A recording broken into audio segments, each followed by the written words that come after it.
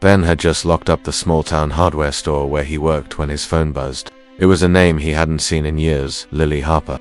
They had taken a few college classes together nearly a decade ago, shared some notes, a few laughs, and then life moved on, as it always does. Curious, he answered. Her voice came through, soft but strained. Hey Ben, I know this is out of the blue, but I'm moving today. It's just me, and I'm kind of falling apart. Could you maybe help? He almost said no. He was tired, sore, and looking forward to the leftover pizza in his fridge.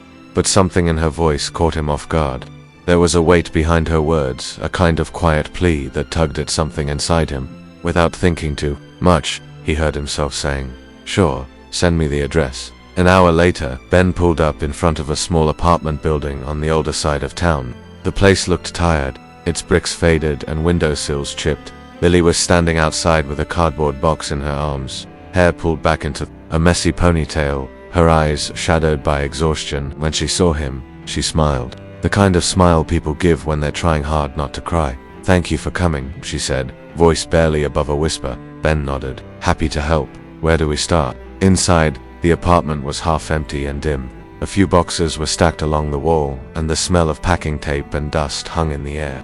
As they moved furniture and loaded the truck, Ben noticed things that didn't need words. A broken picture frame, an empty bottle of wine on the kitchen counter, the way Lily flinched when her phone buzzed and didn't pick it up. Still, they worked. And slowly, awkward silence gave way to conversation. They joked about their college professors, laughed over memories that hadn't surfaced in years.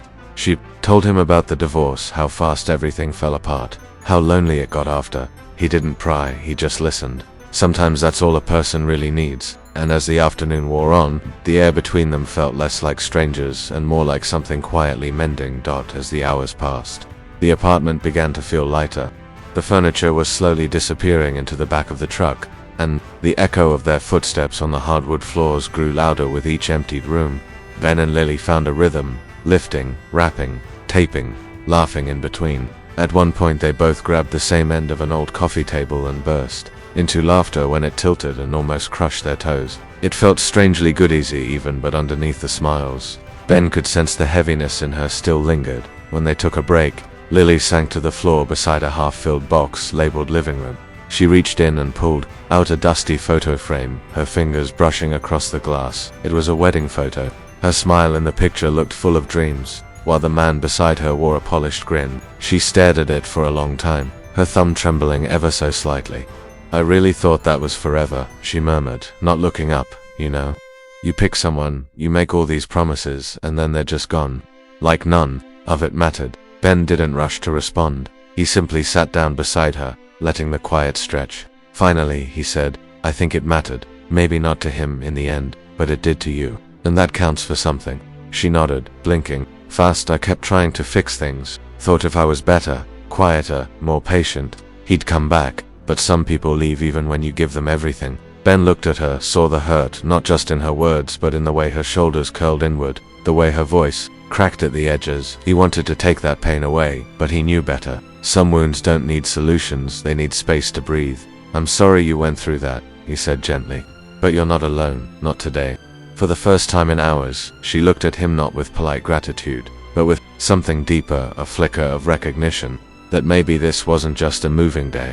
Maybe it was the start of something neither of them saw coming. The sun had nearly disappeared by the time they slid the last box into the truck. The sky was painted in shades of lavender and deep orange, the kind of sunset that made even quiet streets feel poetic. Ben wiped his hands on his jeans and looked around. The apartment behind them stood nearly empty now, stripped of furniture but still echoing with memories. Lily stood by the door, arms crossed, watching him with an unreadable expression. Her eyes looked tired, but softer somehow, like the weight on her chest had lightened just a little. Ben clapped his hands together. "Well, I think that's everything. You're all set." He turned, ready to say goodbye, assuming his part was done. He had shown up, carried the boxes, shared a few laughs, maybe eased a little heartache, but before he could speak, Lily did. "Would you stay a while?" The words caught him off guard. She wasn't smiling when she said it. There was no flirtation or hidden meaning, just a quiet request, one that felt more like a plea than a suggestion.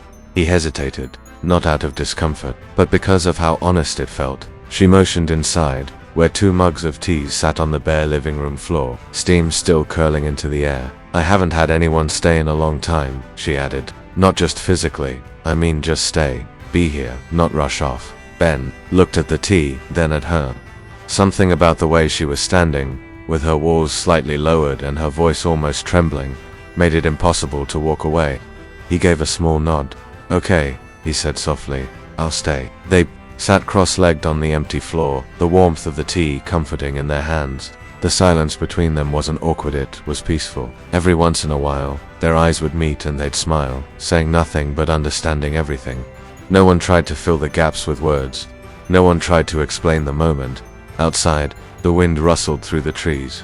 Inside, too, people sat quietly, sipping tea in a room stripped of everything except the rawness of the present. And somehow, that was enough. That night was supposed to be the end of it. A favor done, a thank you given, and then back to their separate lives. But something shifted in that quiet space between them. The next morning, Ben stopped by again, bringing her coffee and a box of pastries.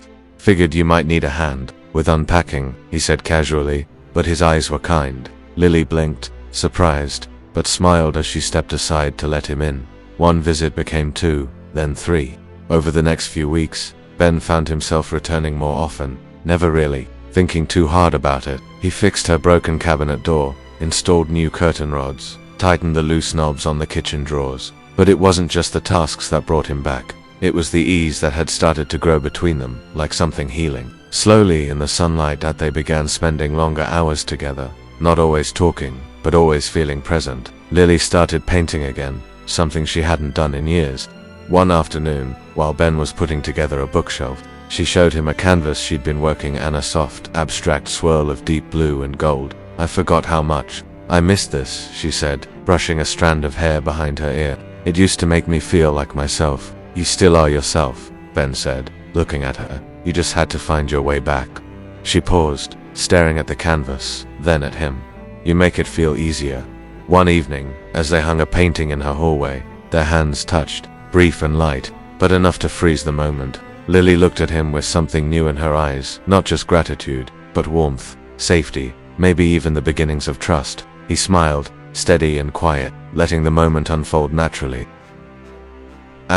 Neither of them had meant for it to happen. It wasn't planned or pushed. It was just something real that grew in the middle of broken furniture, half-empty boxes, and healing hearts. They had started as 2 people trying to survive separate storms, but somewhere along the way, in between paint cans and cups of tea, they had become each other's calm.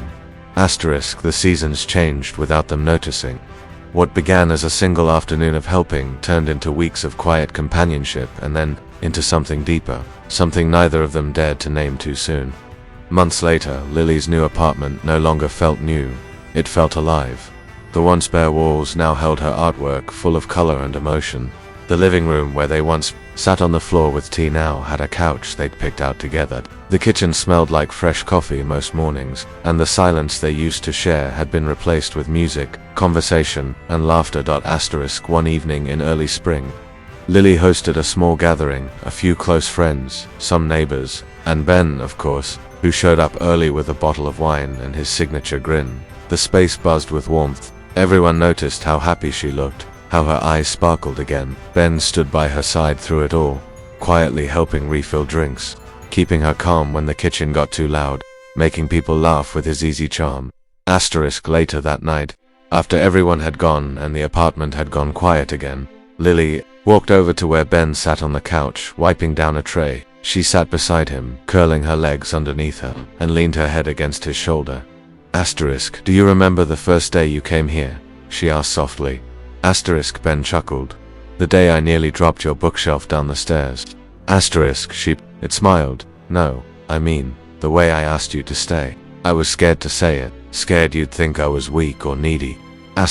Ben turned slightly, looking at her. "You weren't weak. You were brave enough to ask for someone to stay. That takes more strength than people realize."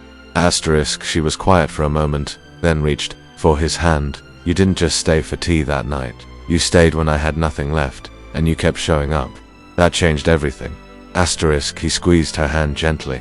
Sometimes the smallest choice to stay, to listen, to care, mean everything to someone. They sat in the soft glow of the lamp, the sounds of the city faint in the distance. And as the night folded around them, both knew this was no longer about helping someone move. It was about building something worth staying for. Asterisk.